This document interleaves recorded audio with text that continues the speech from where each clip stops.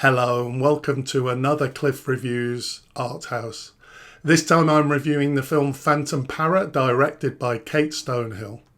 So this is a documentary that covers state surveillance, human rights, and particularly focuses on how technology affects these areas.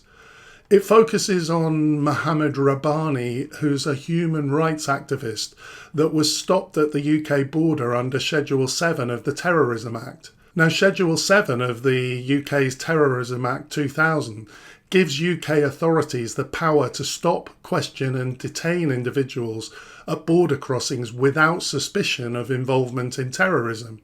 It allows police to interrogate travellers for up to 6 hours and demand passwords in order to be able to access their personal devices.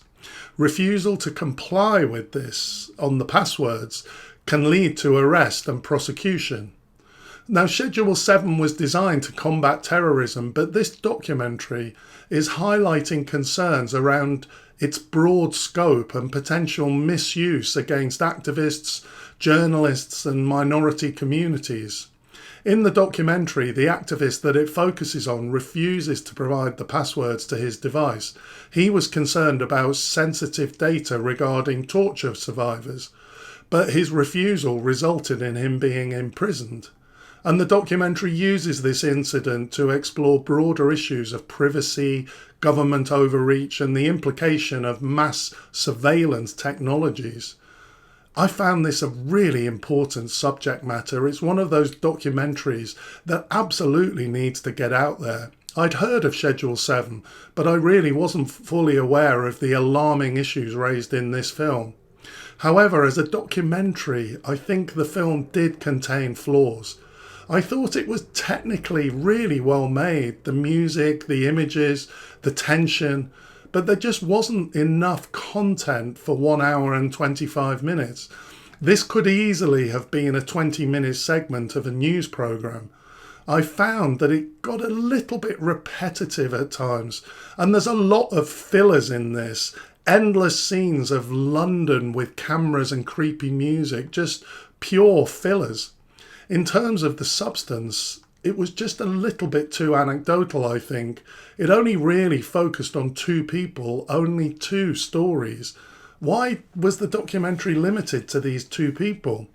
And the 2 people faced actually quite different issues. The main focus was on the activist Mohammed Rabbani, who was stopped at the UK border. But we also learn about a man called Ali Al-Mari, a man who was falsely accused of being an enemy combatant by the US government. Al-Mari was arrested shortly after 9/11. He was a US resident, but he was held without trial for over 13 years and subjected to harsh conditions and torture. When Rabbani was stopped and interrogated at the UK border, he was carrying evidence related to Al-Mari's illegal detention. The film then gives us quite a lot of Al-Mari's story. Now, this is a shocking story in itself, and we hear him giving quite a lot of detail about the torture that he faced. But this was a separate subject. The main story of this film was really how UK authorities may be misusing Schedule 7 powers to collect all sorts of data not related to terrorism from digital devices at UK ports. But Al-Mari's story is one of how basically someone became declared as a US enemy combatant, and that meant that they could be held on US soil with basically no rights. Now, I'm really glad to learn about Al-Mari, but these 2 subjects only kind of loosely hung together. I guess both were about the overreach of the state, but they're actually quite different stories, quite different issues. Another point is that the documentary employs striking, quite futuristic graphics and sequences to illustrate the vast amount of data that can be extracted from devices and to illustrate some of the interviews that took place. This is quite visually engaging, but I'm not really sure that it added enough to justify the work that must have gone into it.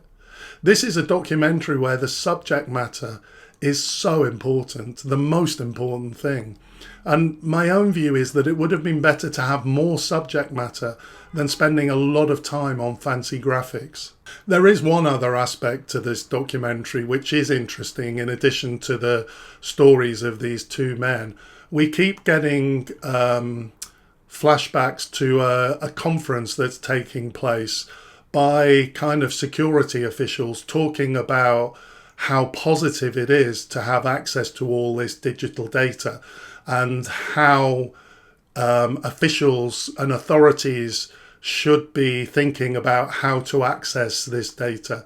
I thought that was quite interesting because obviously in terms of catching dangerous people who are genuinely dangerous, the information contained digitally on phones and laptops can be really useful and may actually save lots of lives. But you know, the interesting issue is in terms of those powers that can be used to kind of stop people at the border and assess if they could be terrorists are being abused to gather much more information which may be used in different contexts. Overall, although I found this a significantly flawed documentary, I'm glad that I have the information it provided. It does feel like something that people need to know is happening. Governments decide to do this, and actually it's probably a very small number of people that make the decisions. Even if this is the right policy in terms of catching dangerous people, it needs to be more explicit. There needs to be more of an explicit mandate, I think. So this documentary is essential in raising the issues. Would I recommend it? Sort of. If it was a 20-minute piece, definitely yes. But it definitely takes more time to give this basic information than it needed to. Thanks for watching, and I'll see you next time.